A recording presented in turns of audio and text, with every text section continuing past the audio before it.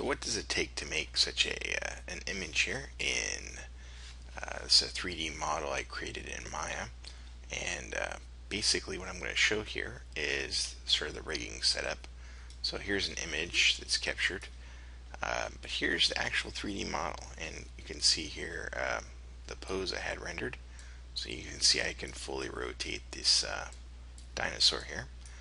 The cool thing is I have actually rigged this dinosaur so you can actually animate it. And rigging is basically the process of showing, uh, basically creating controls to adjust a skeleton that is basically driving the mesh. And if I go to show joints, you can see the actual bones throughout the model here.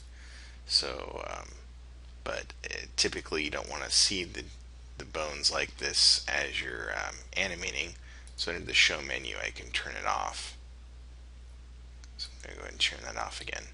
But all these controls here are set up in a way, like for example, I have a center of gravity control, so I can actually pull up and down the entire mesh. I have a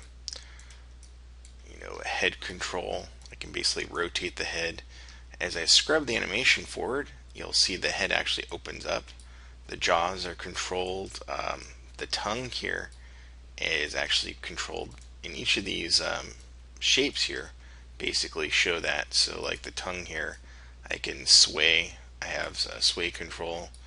I have a bend, so it curls and a twist, which is kind of cool.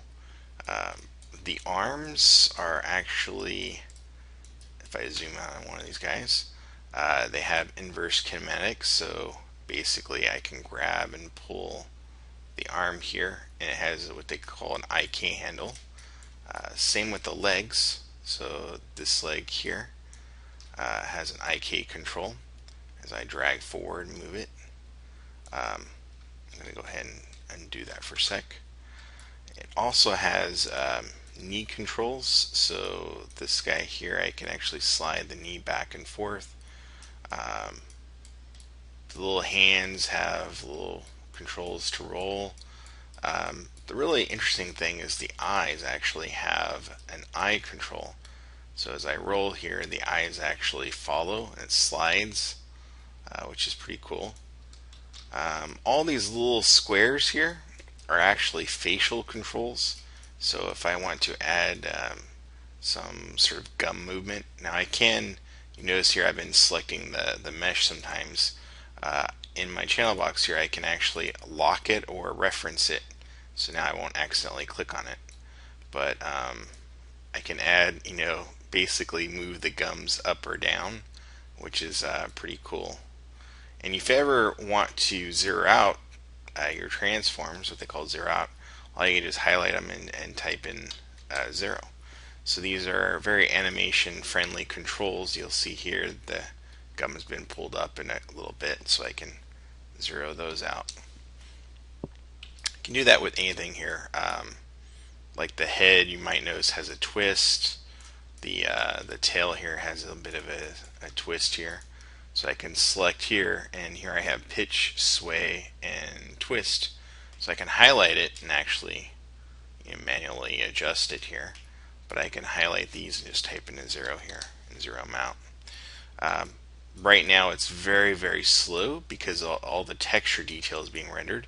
If I actually type 5 to show shaded solid view, it would be a little bit faster, but to really make things fast, what I want to do is select the mesh again, which I'm going to select here.